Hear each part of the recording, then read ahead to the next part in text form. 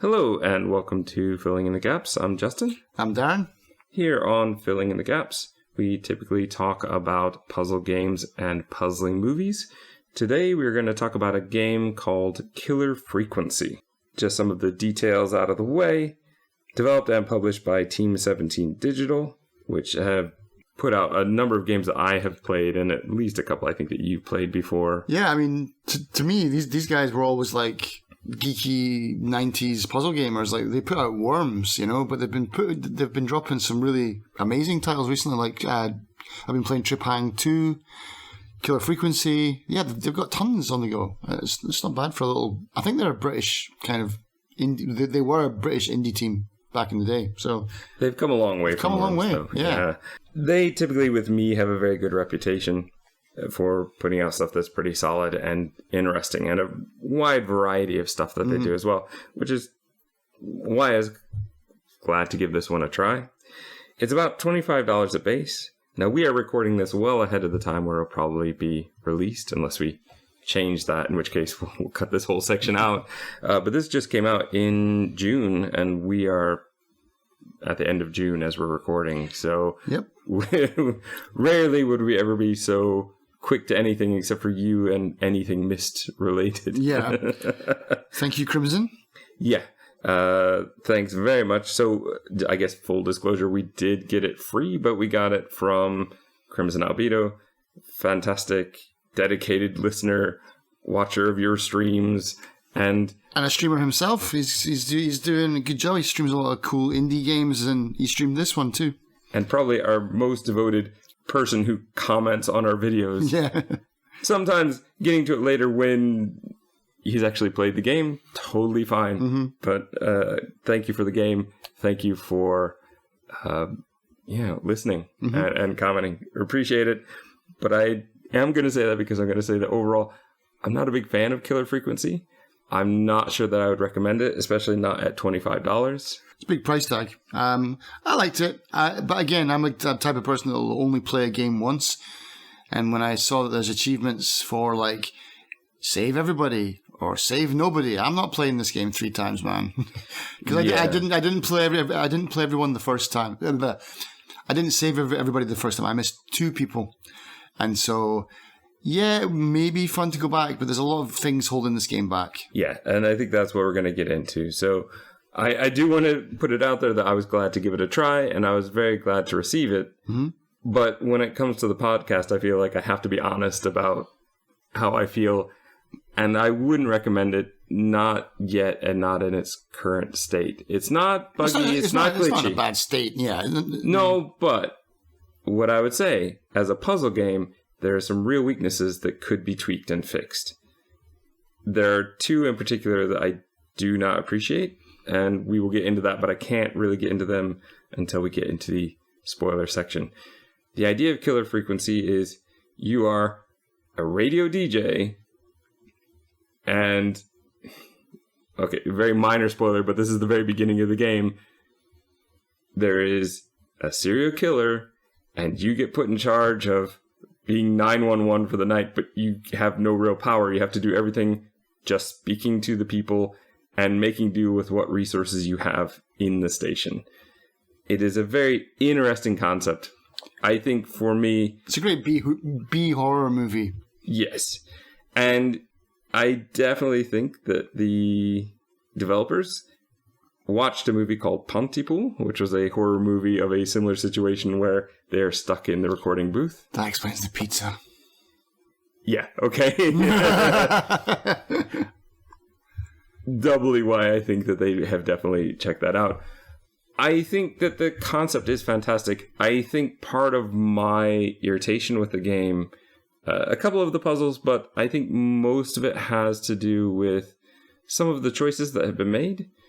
But also, for me, this is one of those times where I just can't divorce myself from the idea of this game could have been fantastic, and I feel like they just didn't hit the mark. When I see that, I know that I am much more critical of something like that. It's like, you were so close. You were so close, and it's just not there. there are a number of things I will talk about, but I can't really get into most of it until I get into the spoiler section. But I will say that visually, the rooms look fine and everything, but most of the time you're on the radio talking to someone, it is boring. Visually boring because you're just looking at the same room. Mm-hmm. And there are a lot of things that just seem kind of ridiculous, like the fact that you start with 6 records, even though there are about 1,000 in the shelves behind you. I understand from the developing side, that makes sense. But from the player side, I'm looking at that going, what is wrong with this place? This makes no sense whatsoever. And I couldn't get my mindset out of that. And so I think that that's part of the issue as well. Let me ask you this. Mm-hmm. What sale price would you tell people to hit this at? $10. I think that's fair. Yeah, I was thinking about that. Even as you were saying, like 25 is too high. Yeah, I think $10 as a starting, as a sale price would be good. Obviously, anything less than that would be perfect. But yeah, I played this for about, I think, 5 or 6 hours. So $10 is reasonable, I think. Mine was 6. I think if you plan to play through it twice and save everybody, you're going to get your 10 hours. I think that that's a totally fine price to hit. As it is, I get it, it's new. It's not going to hit that sale for a while. It'll probably be on the 10 to 20% or something. Yeah. But just personally, I'm not going to recommend it. I would say maybe watch the first 15, 20 minutes of a stream or a playthrough. If that doesn't grab you, then this is not the game for you. Yeah, the game basically bears itself to you within the first 10, 15 minutes. Yeah, you'll know immediately, like, this is not for me, or I like the idea of this. Yeah. The opening tutorial is not really the game. You get that, so that you could do in about 5 minutes, and then after that is where the game really shows you what it's going to be. Mm-hmm. Seeing it through that first real chapter, like I said, I think that will give you an idea of, does this interest you? Trust me, the Steam page is very interesting, and the way they've described it and everything is fantastic. It's just not quite enough game for me. Pretty good art style as well. It's well animated. I like the way that they've rendered everything. It's got a good style to it.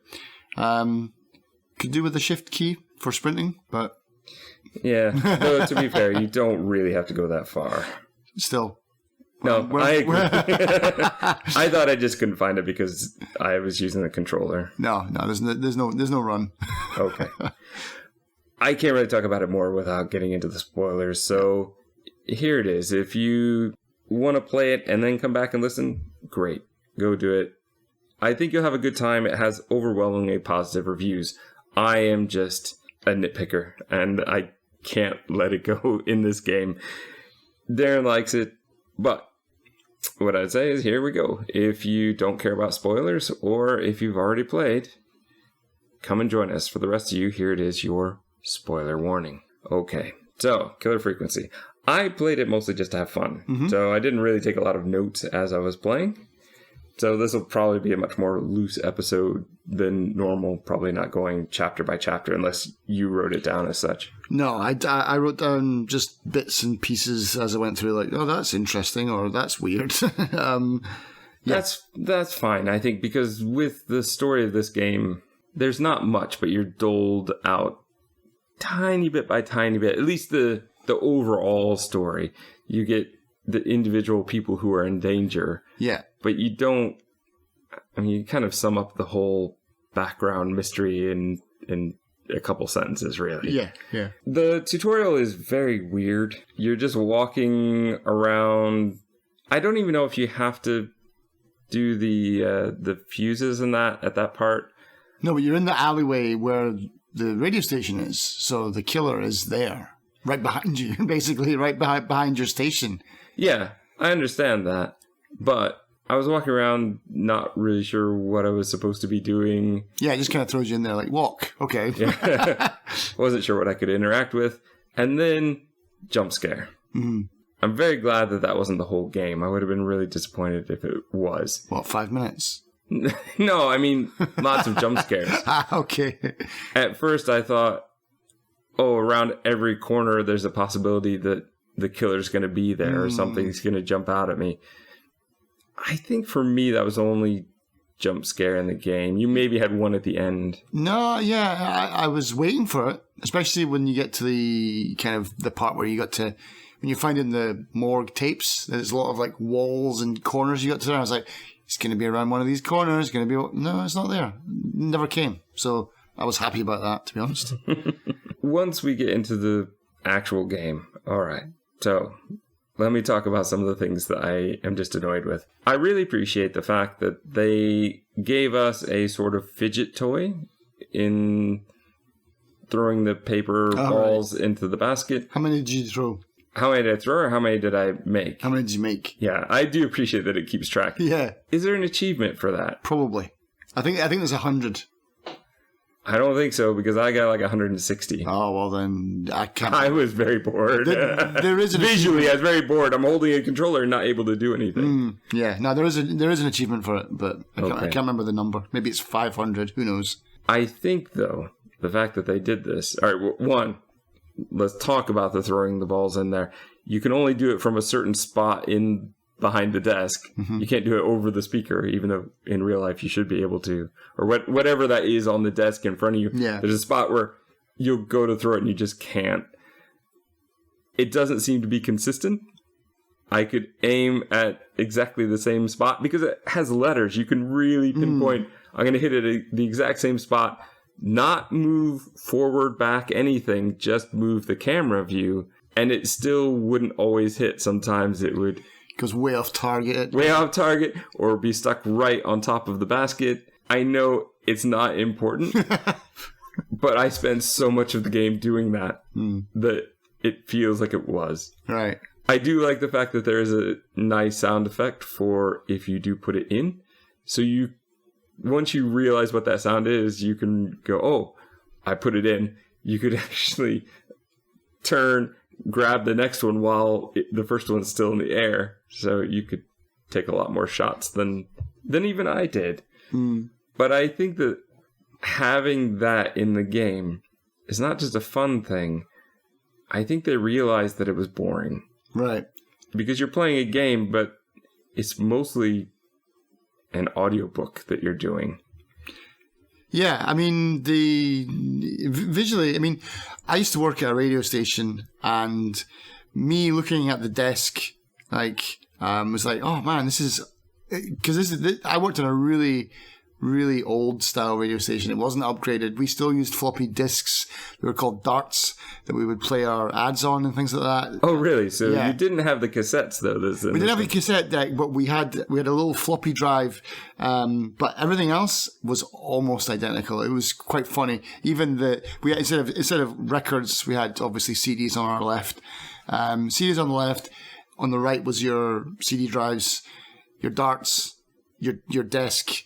It was really, really similar setup. But obviously, we didn't have the panel with the producer and things like that. There was nowhere near that level of radio show. The one thing that I did realize is like, hey, there's no airlock in here.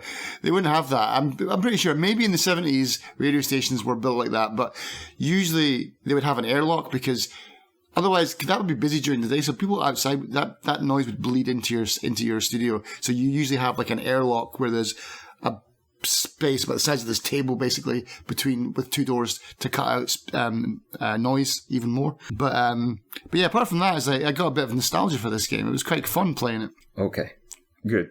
Let's talk about that a bit, though. I knew that was going to come up. There's a lot in this game that you can do. There's a lot of fun stuff that you can do with that whole setup. You can play ads. You can play the records. You can play ads, which I thought I played all of them, but apparently I didn't because I didn't get the achievement. Me neither. You can do sound effects. There's a soundboard of about 8 things that you can press.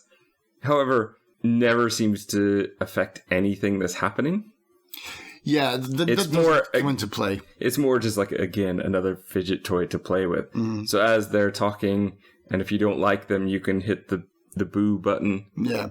Or if you like what they're saying, you can hit the cheer or the alleluia. If they say something really awful, you can do crickets chirping. It's kind of fun, but doesn't really do anything. could maybe add to if you were streaming it and your viewers would get something out of it. But since it doesn't have any effect on the game, I found that I got bored with it quite quickly. I never used it. I pressed them all once. I was like, all right, I'm done. That was it. We never seemed to have to turn the microphone on and off. I tried because of that mission with Maurice, or whatever his name was, in the newspaper. I got him killed because I spoke, and but I was trying to shut my microphone off, but the game bugged out and it wouldn't let me shut my microphone off. Maybe it didn't bug out. Maybe it wouldn't let you. I don't know. Did you kill Maurice? I don't remember who died and who lived. I know for sure 2 people that died. Who's the guy in the newspaper that you were sending from office to office, ringing the extensions? Oh, no, I saved him. I didn't save him because I spoke. But I was trying to shut my microphone off because I wanted to talk to the producer. Anyway, doesn't matter. No, I think that one you just have to wait it out and say nothing. That's what I did. And actually, yeah, the first couple missions, I thought, well, this game's a bit disappointing because it's so easy. But then I hit some others that were really hard, but not for reasons I'd want. But let's get to that in a minute. The station itself is very strange to me. One, it's so tiny, but it would have a producer. Seems a bit much. Who's this, Howard Stern in Nowheresville? Well, our character is some sort of big shot, yeah. Big shot who lost it all and had to end up here in, what is it, Gallows Creek or something? Yeah. Where disaster seems to happen quite a lot. For a town of like 1,000 people.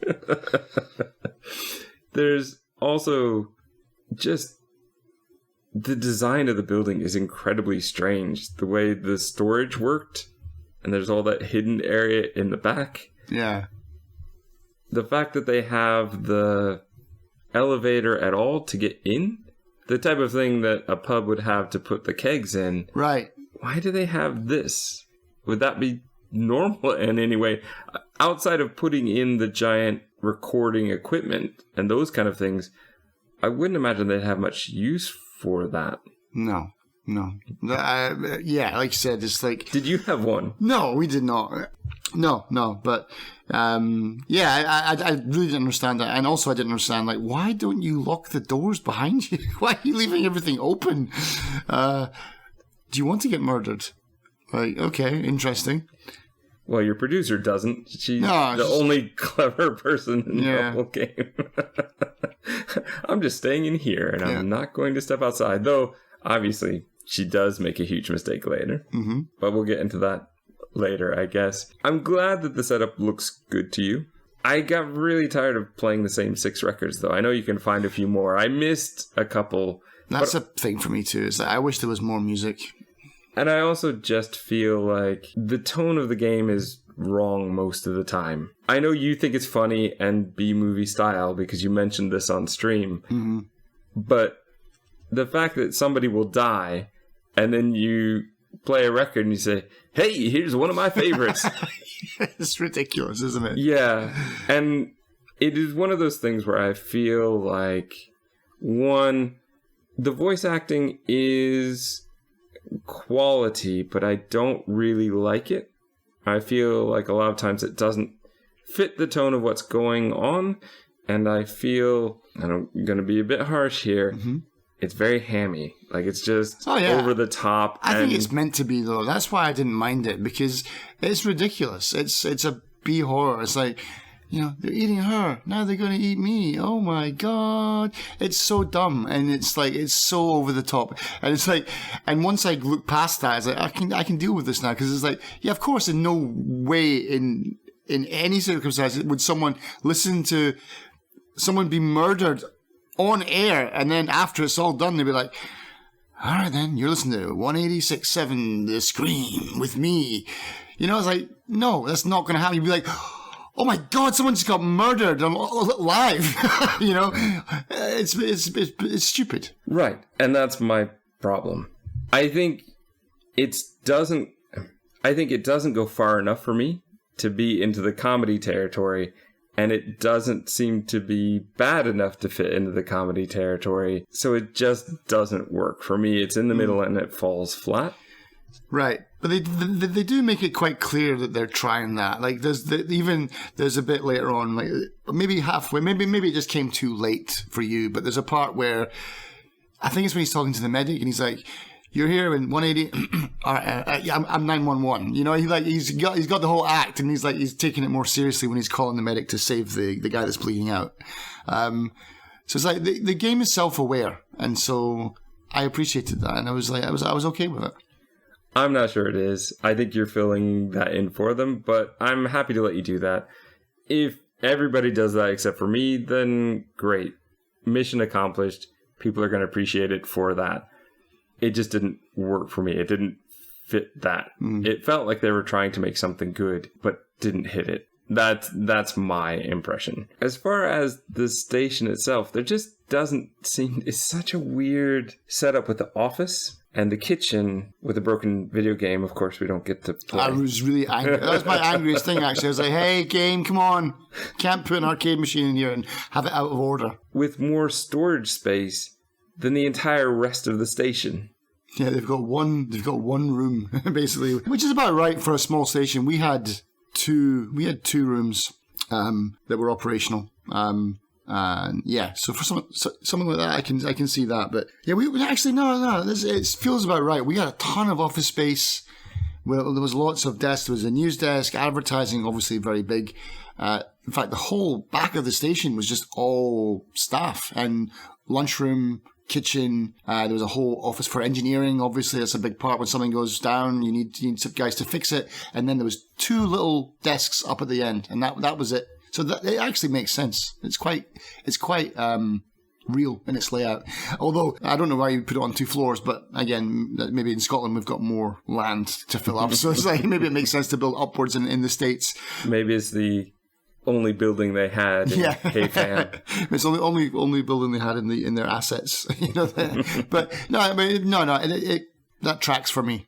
Yeah. Okay. As far as the dialogue choices, a lot of times I wasn't really sure what he was going to say. It felt a bit Mass Effect dialogue in that. Kind of, yeah. But there was definitely times where I was like, I picked the wrong one there. But mostly I think they're on the right track. Like, usually you can tell, like, okay, I almost said fucked up there. I did now, but I messed up with the girl. She's like, okay, be calm with her. And I thought I was being cool with her. Like, don't get her to hang up.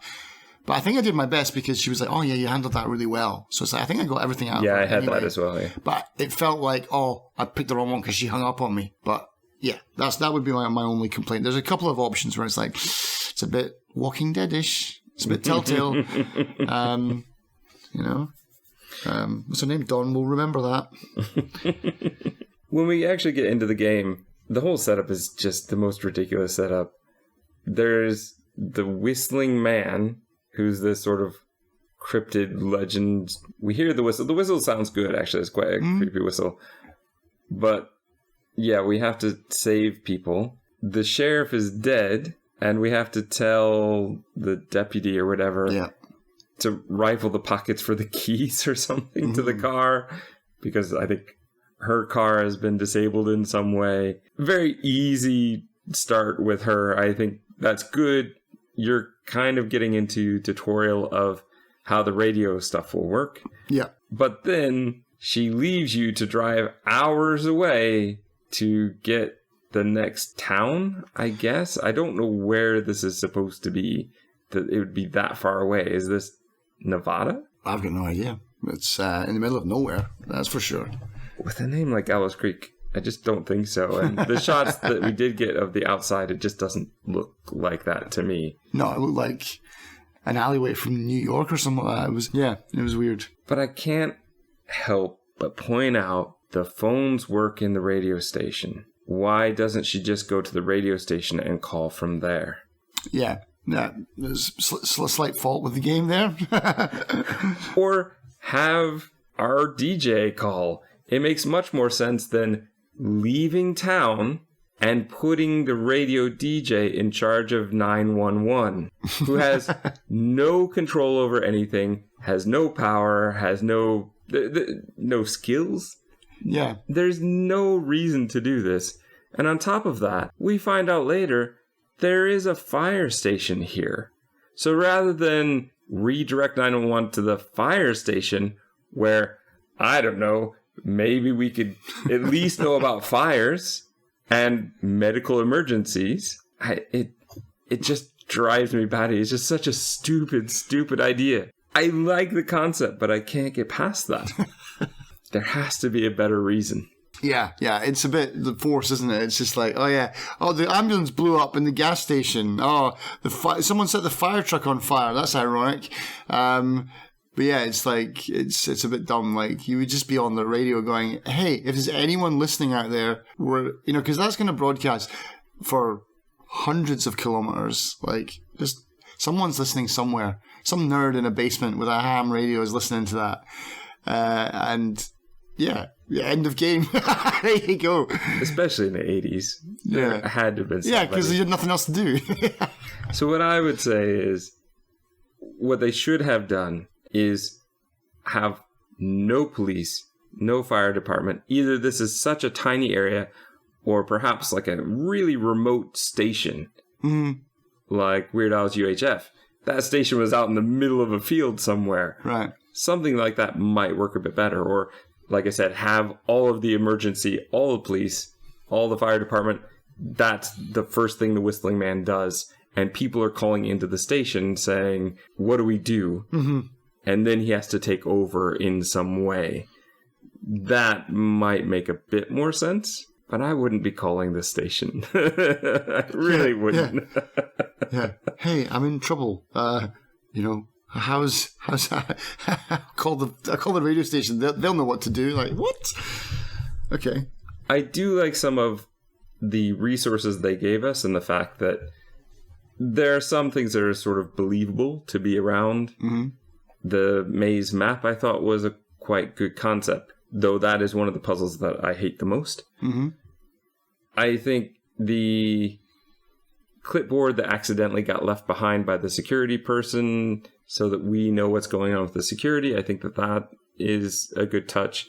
There are a number of good-ish reasons to have the resources available here. Mm-hmm. And I also like that we don't have a shift key to run, but they do oftentimes bring, say, for example, the giant board of information gets put into the recording booth. Mm. So we don't have to keep running back and forth. Right. But I really didn't notice it at first. So I walked all the way down and realized it wasn't there anymore. And then went back.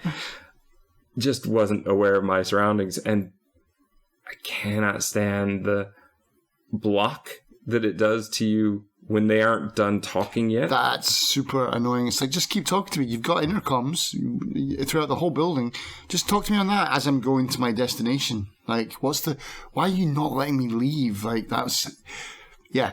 Even if they'd allowed you just to like, oh, you're going to miss the conversation if you leave. Do you still want to leave? Just keep pushing. Yeah, I want to go. I don't care what she's got to say. But yeah, the fact that it basically holds you hostage to the dialogue. Yes. And on top of that, I think padded the game time, because so much time I was sitting there waiting to get out of the door. Yeah. And pretty much every time I was ready to go out the door, there was nothing worth staying for. And there's even bits of where it's just like dead air, where they're not even talking, and you're like, are we done? And it's like, no, it's just a dramatic pause. Come on, let's go. Yeah, that's my one gripe. I get two or three gripes with the game. One is that door thing. That really annoyed me for some reason. I'm usually quite chill about things like that. But I'm a very patient gamer. Let's put it that way. That annoyed me. The fact that you couldn't photocopy your butt on the photocopier annoyed me. Because I tried photocopying stuff, because you can lift it up, you can put things on it, and you can close. Well, you can't close it. No, you can, but there's no button to press. I was like, man, I really wanted to use the photocopier. And the third one is, it's the 80s. You can't put retro 80s music in an 80s game. Like, synthwave is not 80s music. Synthwave is 2000s music set to the 80s tone. The whole catalogue fell out of place. I was expecting hair metal and,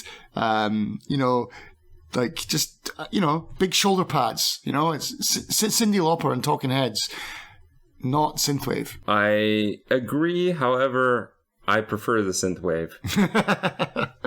We've all heard the bad music that people try to recreate. Yeah. I would rather have this. This music wasn't bad. Yeah, it wasn't bad. Yeah. It also had no lyrics.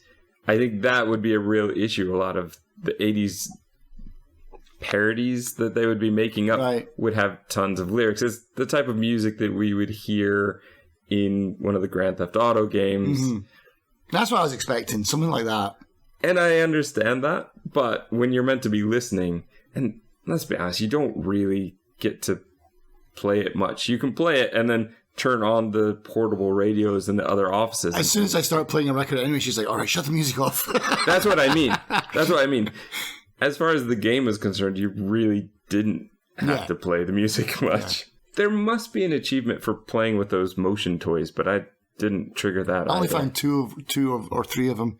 Oh, there are 5. They're all over the place. Oh, really? I just breezed past them. I wasn't paying much attention. I put the mannequin head in the fridge. You got an achievement for that. I didn't do that. Disappointed.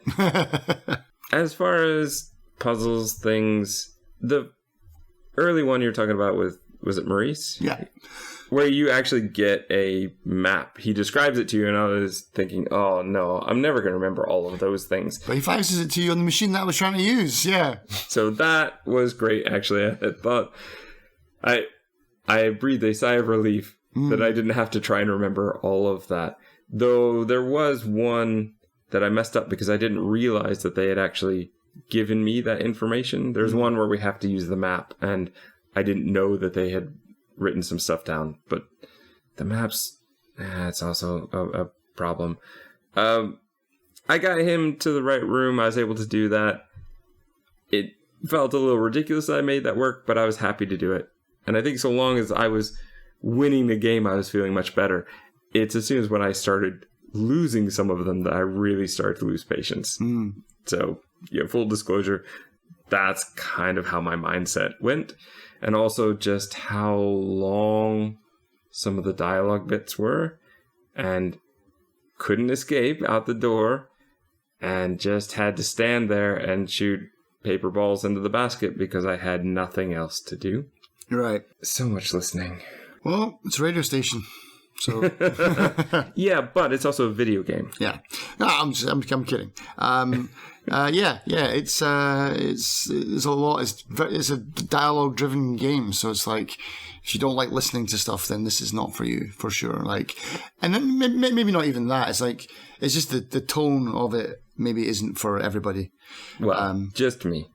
Everybody else is overwhelmingly positive. It seems like everybody loves this game, and I mean that's the problem with Steam, though, isn't it? It's like it's either a 100% thumbs up or a 100% thumbs down. There's no like in betweens. So if I was to put a thumbs up or a thumbs down, I would give it a thumbs up. Oh, I see what you mean. I was like, no, they have many different levels of rating, but you're saying when I choose, it has to be either thumbs up. Yeah, on Steam, okay. It's what do you call it? It's like It's a binary choice. Yeah, it's a binary choice. Yeah, it's like either good or it's bad. So yeah, I can understand why, but I'm guessing that if you read those reviews, they'll be like, this is a thumbs up, but, and then they'll list all the kind of problems they have with the game, and the not being able to walk out the door is probably going to be quite high on that list. Let's get into some of the other adventures. I think that's part of my problem too, is one, I'm sitting here holding a controller that basically I'm not using for quite a lot of the time, but also it feels very much like a Greek play in the fact that like everything is happening off stage and we're just getting the story of it later. Not my style, especially for a video game. As an audiobook kind of thing, it would probably be great, but that's not what it is. So, like I said, visually I was bored, just sitting there going, okay, I'll listen to you, but all right. I was just doing stupid stuff, walking around, trying to throw the cup at the window to see if the producer would notice. Never did. Those kind of things. And by the way, you can't throw anything well except for the paper. Everything else is just falls right on the floor. Like, I could throw it harder than that, I would hope. Yeah. Let's talk about a couple that I really do not like, and then maybe we can get into some that you did. Mm-hmm. I hate the garden maze. It was hard. I managed to save him, but... Did you really? Yeah. Okay. Yeah. Here's the thing that I encountered. Okay. And maybe you saw it differently. Mm-hmm. Getting the map was great, and the excuse for it was okay. Yeah. There's not much to do in this town, and the secretary is really into it. Yeah. Great, that's totally fine. However, when I went to give the kid instructions on how to get out, it was forward, left, back. Right, great. Those are good choices. But what we are given is landmarks, about 10 landmarks to go from. And I knew where he was. Mm-hmm. And I would say, for example, go forward. And he would not just go forward. He would go forward, up and around, and somewhere else. How can I control that? Right, yeah. I'm sure it was done to speed up the game, but it felt unfair because he was taking choices and paths that were not the ones I told him to go to. Yeah, he basically runs to the next landmark, but the next landmark is around 4 bends and 7 crossroads. And there are some times where I know roughly where he is, but it feels like I don't know which direction he's facing. That was maybe just where I looked into it, because I just traced him on the map and was like, okay, he must have gone this way to be now looking at that. So his left is my right, like that kind of thing. So he's upside down. He's looking south on the map now. So I could understand that. I think the problem is I don't know for sure. Mm-hmm. And he could have gone multiple different ways. Since he's going up and around anyway, right. He could have gone up and around to the right or up and around to the left, and that would change his orientation. Right. So here's my question then. How many mistakes did you get to make? Because I didn't make any mistakes on this one. How many mistakes did you kill him then, did you? Or did you get him out? I think I don't know he died. He died. So how many chances did the game give you is my question then. I'm not sure. This is one where I should have used the save system more. I didn't really. I was just playing to play, and I was auto doing it. Right. And I had thought, I'll give it another go in the future, but then by the end, I just didn't really want to play it again. Right. I think, I feel like I made a mistake. Right. But he didn't die till it was almost the end. Okay. But I don't know for sure, because I don't know how many mistakes I made. Sure, yeah, of course not. Yeah, you wouldn't, yeah. I could have... Because you think, I'm on the right track here. I'm doing my best here, yeah. I know how I want him to go out of the maze. Sure. But like I said, it's not a single path. There are many places where you could loop around. Mm-hmm. So I'm not exactly sure which direction he went or what he did. So I don't know. You clearly... Did you feel you made any mistakes? I don't think so. I mean, I got him out. I was like, go here. Because my first point was like, okay... How do I get out? If I'm looking at the map, so I backwards traced from the from where he was to the end. I backwards traced from the entrance back to where he was. It's quite confusing because there's a bit on the bottom left that I completely blanked on. And I was like, I just couldn't see it. I was like, this means you can't. There's no way to get to him, but there's a little crossroads that in there that solves the whole maze basically. But once I did that, then it was just a case of just me tracing it with my finger, like, okay, he's here.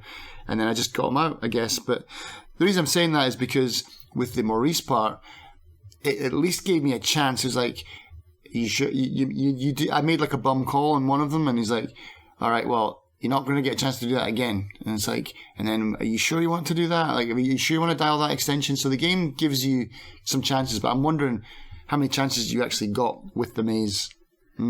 Possibly more than I realized. Right. However, if I'd actually been able to guide him step by step, it would have been better. I imagine the further lost you get as well, the more difficult it would become as well. Like if you do make a mistake and end up going way off track, you're like, oh my god, I've got to get. Well, I mean, I think there is an option to say just run through the maze, just bust through the hedge or something like that, which is exactly what I would have done if a killer was after me. I would have just tunneled my way out or climbed up it or something. Yeah, but that sounds like that would be the wrong answer. That'd be too easy. But maybe I'm wrong. Maybe we both should have chosen that. It would have been better. I didn't like the map one. I struggled with the map one a lot, actually. We're talking about the There's two map ones as well. Okay, so the one I'm thinking of is... The guy in the crusher. The crusher? he's in a garbage like skip or something like that. Like the place is on fire. Yeah, like after I think the gas station. Yeah, so you want to send the person who's closest. That's but right. There's also like an older guy who will take too long to get there or something. There's roadworks. They're all in roughly the same distance from the place. Yeah. It wasn't just me, right? No. No, they were very, very close. And I don't know about you, man, and I don't know if you noticed this. By the way, they're only about a block and a half, and we're talking like a small town block and a half. Yeah. You could walk that in less than 5 minutes. Yeah. It doesn't matter who we call. They will get there, no problem. Yeah. But here's another thing as well. I started to notice that the correct choices were usually at the top. Did you notice that? It felt that way, but I wasn't sure, so I didn't rely on that. I didn't rely on it, but I started noticing a pattern. Like the top choice is usually the one that the game wants you to take, and it's usually the right one. Right? So once maybe I was about halfway through the game by that point. I was like, all right, I'll just make a mental note that that's the first choice, and that might be it. Yeah. Well, let me ask you this: did you just let a lot of the choices run themselves?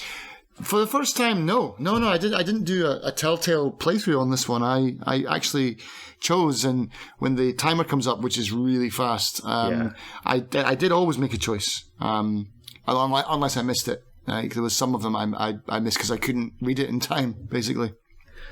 The other one that I really liked the concept of, but didn't like the execution of, was the choosing for the group of kids that all need to work as a team. I liked that. That was my favorite puzzle in the game. It's a great concept, and I love the idea of here's the friend poll or whatever. Yeah.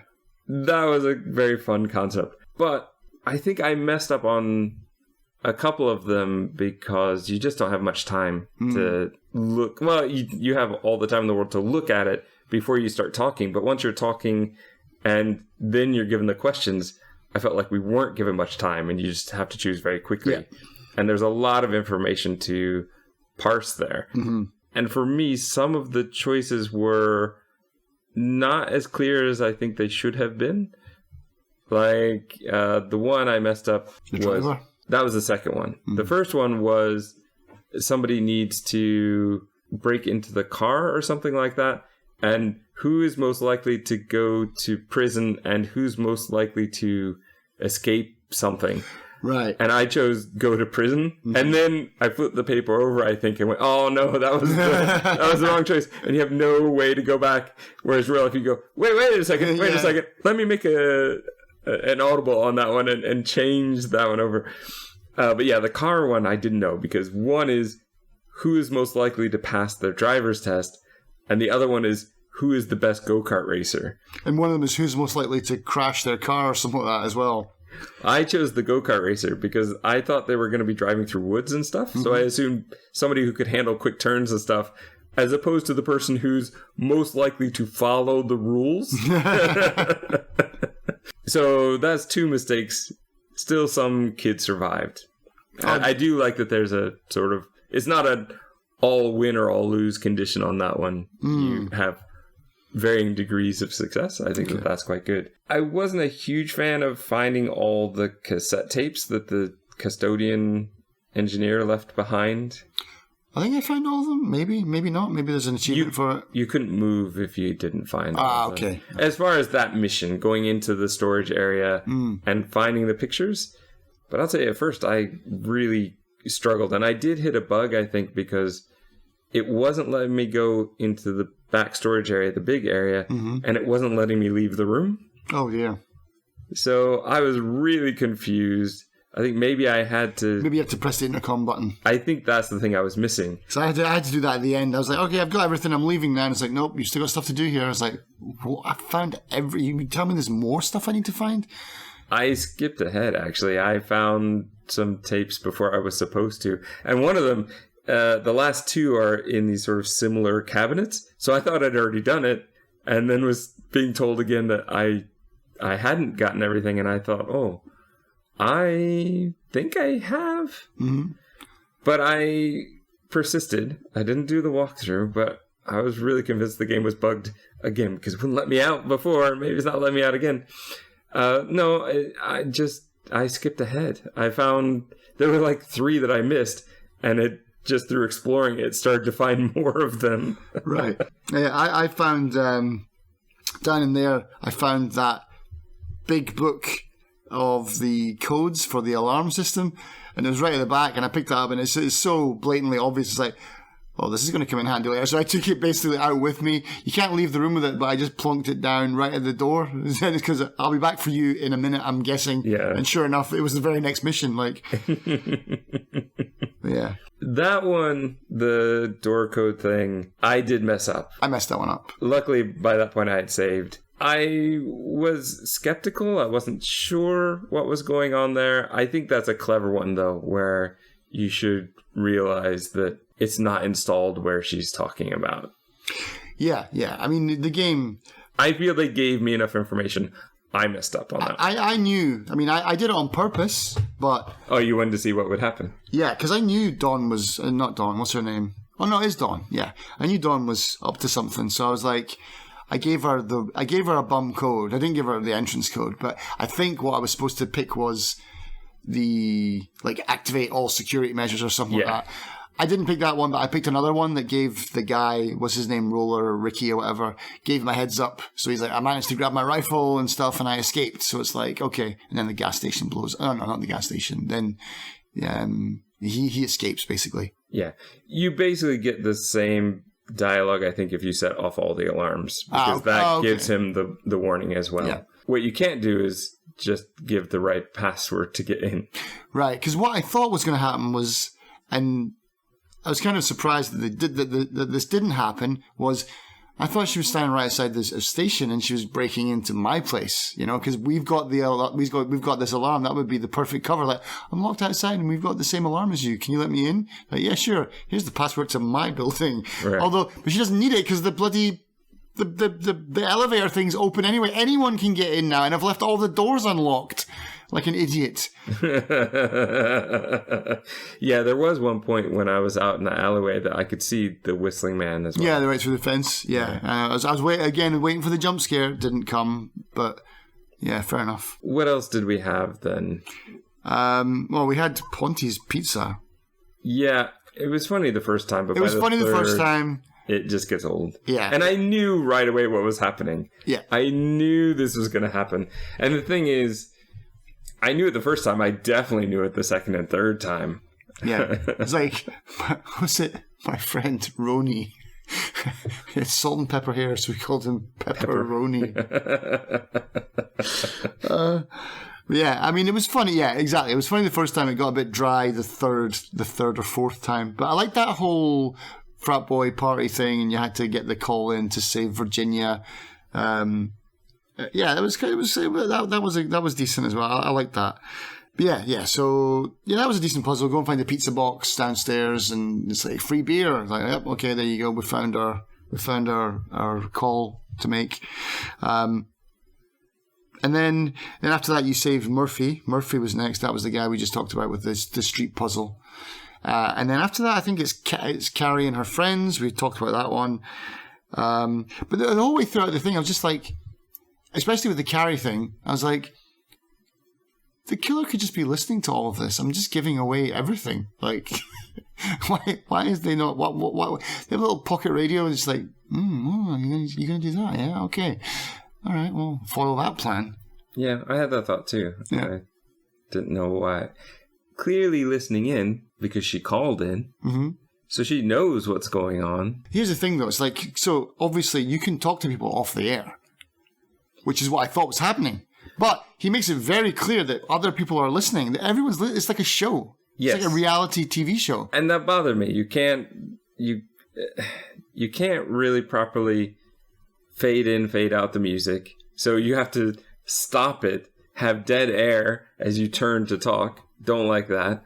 I don't like the fact that, the killer could be listening in the whole time, and in theory has, but hasn't been quite as effective with that information as probably could be. Yeah.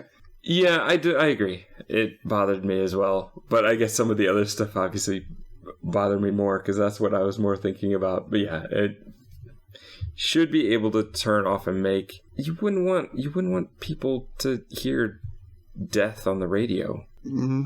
Never turns it off. There's a lot about it being a radio station that feels like you should be able to control that you can't. And your producer just seems to forward every call in except for that one secret one. Yeah.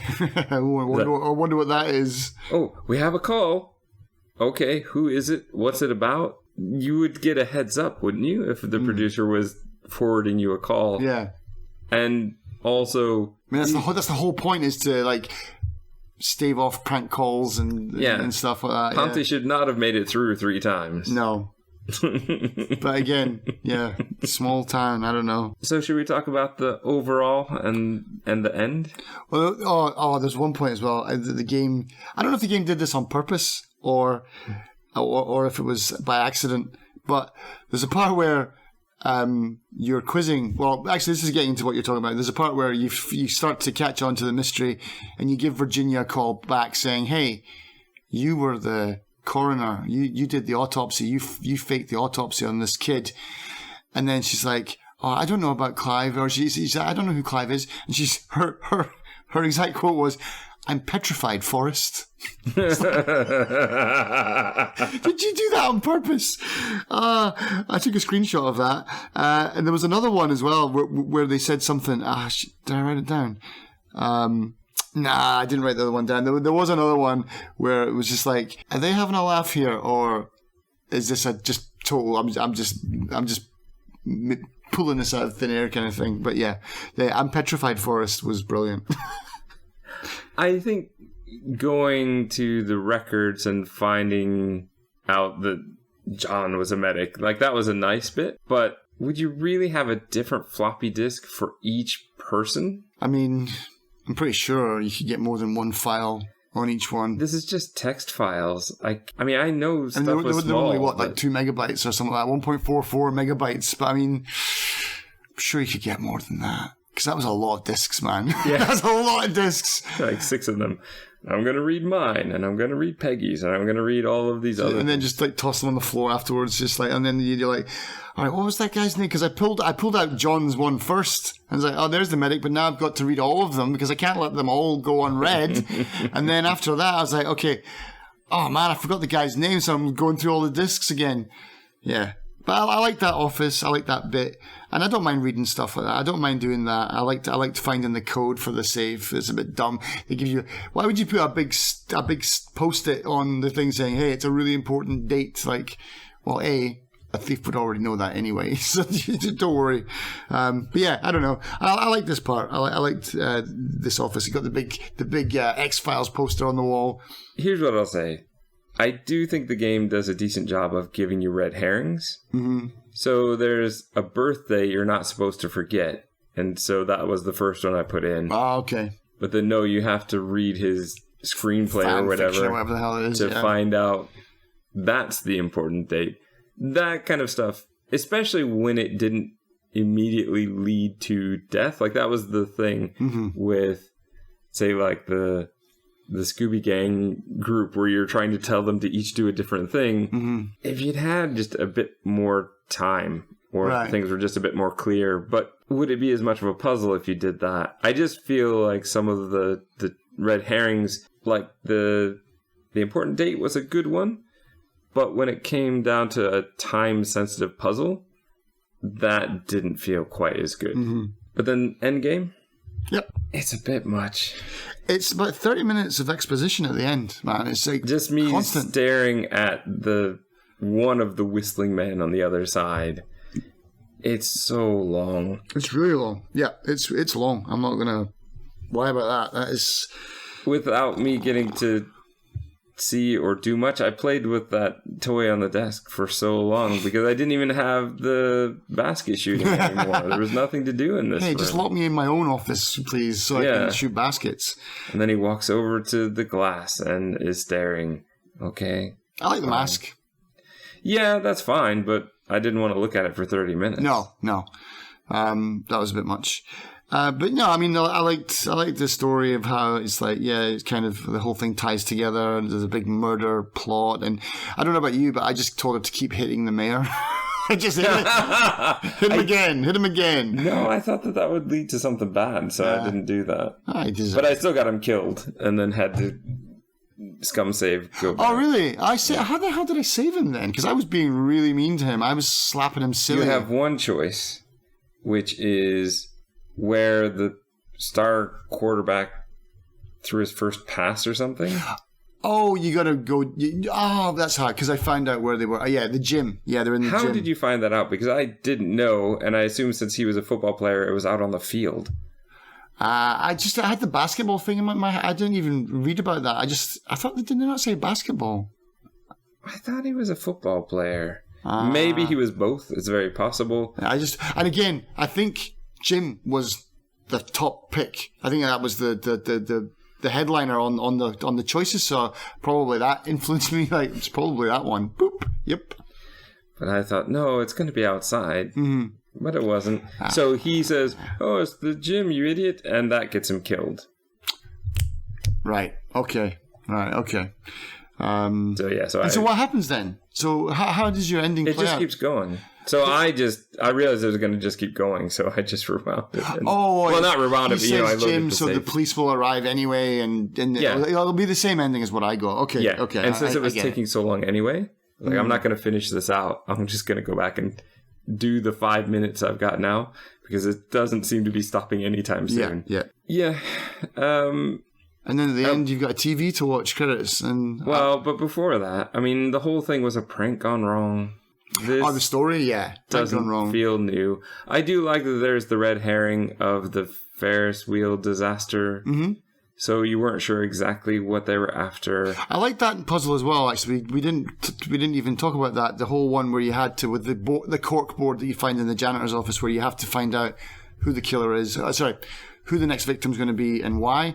And it's like piecing together that story. I thought we could have done with more of that in this game. I would have liked more of that stuff. I agree. And I appreciate that we could put that board into the office, and moving the Post-its around to do the notes was quite good. Though I did choose incorrectly on that one, because there are two people that were famous. Mm-hmm. One for criminal activities and one for being like the star. Yeah, the car thief and then the lottery winner. Yeah. Like who owned the gas station. Yeah, and I chose incorrectly. I think I said, go to the trailer park. And that was the wrong choice. It's okay, but with so much exposition at the end, it wasn't fun at that point. Like, I already started to lose interest, and then I really lost interest at that point. And then to find out that the person who died was her boyfriend, and also the father of the child who we're looking at through the glass. And we can't do anything. We just have to stand there and listen to the whole thing. And then, like you said, even once we get out of the game, we get locked in a room, get bits of police radio, so we know that somebody gets captured. Mm-hmm. It's just kind of disappointing. Watch the credits on TV. Yeah. Again, very passive. Yeah, passive is the word I'm looking for this game. That's the perfect word for this game. It's a very passive game. And maybe that's part of the reason it works more for you than it does for me. You are the walking sim person. I don't have that. I was sitting there for 5 minutes at a time going, what do I get to do next? What am I supposed to be doing? What am I supposed to be doing? This is it. Yeah, this is what you're supposed to be doing. Just listening. Yeah. I love the concept. And yes, I definitely think that Ponty comes from Pontypool. Right, you were saying about this horror film. What is this horror film? I'm not going to give too much away, but I will say that it also takes place in a radio station, and the DJ is quite important. And though I don't like the movie as a whole, it's a great concept, and the actor who portrays the DJ is very good, and that works quite well. Okay. For me, it just falls apart at the end. What kind of era are we talking here? Like what kind of horror? 80s horror? 90s horror? Is it fairly newish? It's not newish, but I'm not really sure. This is one of those that I saw like in the last few years, but it's much older than that. Yeah. Okay. But I don't know if it's like early 2000s or if it's older. I can't remember. I don't know who did the voice for that Ponty Pizza, but he's obviously, it sounds like some Scottish guy, but I don't know who that voice actor is. I should look that up. But yeah. There were a variety of accents for such a tiny town. Yeah, oh yeah. It's just like everyone from everywhere is descended on this place. Like it's the holy Mecca. I looked it up. Mm-hmm. Pontypool is from 2008. All right, so... But I probably saw it 10 years after that. Right. But I also suspect that it was set a bit further back in time than the movie was, like, released. Right. Overall, it's a great concept. I love the idea of it, but I just felt too bored too often to really appreciate it. And there were just too many things that I felt were just illogical about the whole setup and everything. And I couldn't turn my brain off to enjoy that. This could be the type of thing like a B movie, like a B movie that is not the best and not the worst, but if you're there laughing about it with somebody, it would be much more enjoyable. This could maybe be the type of thing that would be fun to stream and have everybody commenting on it. But me playing alone, at first I was really excited by it, and I thought the idea of getting maps and trying to direct people only verbally was a great concept. But there were just too many times where I was left trapped in some place with not enough visual interesting things to keep my brain stimulated. So I felt sort of bored. Right. I can get that. I totally understand why that happens. But yeah, I mean, I went in with a different mindset, and yeah, I enjoyed it. Although I'm not going to lie, I was a bit like, even for me, I was twiddling my thumbs a little bit and like, come on, let's go. They could have done something to keep the pace up a bit better, I think. The game has got some pacing issues. And so there could have been more things to play with in the studio, or they could have put that arcade machine in there so you could have played that while she was talking to you or something like that. They could have solved it in a bunch of ways. I'm just guessing this is what they ended up obviously thinking about, and they all agreed this is what we're going with. So yeah, I don't know. It's you have to, if you like walking sims or something like that, if you've got good patience and you can passively play a game, then this is probably for you. But if not... I would say, though, that I like the concept enough that I would probably play another game that's very similar. Mm-hmm. I think, especially if this is the type of thing where they've taken this game, which in many ways is very original in the way that it's designed and the type of gameplay, and they could actually improve upon it, then I would probably enjoy it. Especially if the puzzles, I feel, are tighter.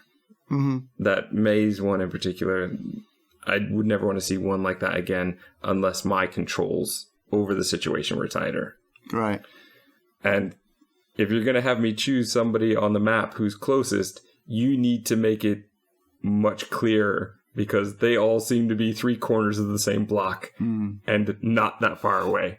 But those are things where, okay, we're criticizing it here, but I would like to think of it as constructive criticism, and that if there is a killer frequency too, or if other people want to copy the kind of concept and do something different with it, I think that there's a great chance to do this, say, as a space adventure, where there are no police, and you are the only person there.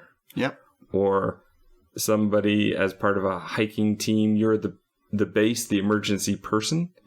Actually make you the emergency person, so you don't have to come up with a reason why we're doing it on the radio. Just the emergency people you are the emergency people, so they have to call you. Yeah, that would be a bit like Firewatch, actually. What you just described is there's a game that's kind of like that already. And I imagine 911 Simulator is probably quite similar as well. But I like the idea of sort of the isolation of what this is. And so I think you could create that in a more plausible situation. And for me, as far as the humor, I think either really go for it or personally take most of it out and try to play it straight. Because if they're doing all of that thing, like the tone of what you're saying doesn't match the fact that somebody just died. Yeah. It doesn't work for me, and I definitely don't think it would work if they did it again. But if they went over the top with it, then maybe it would be funny.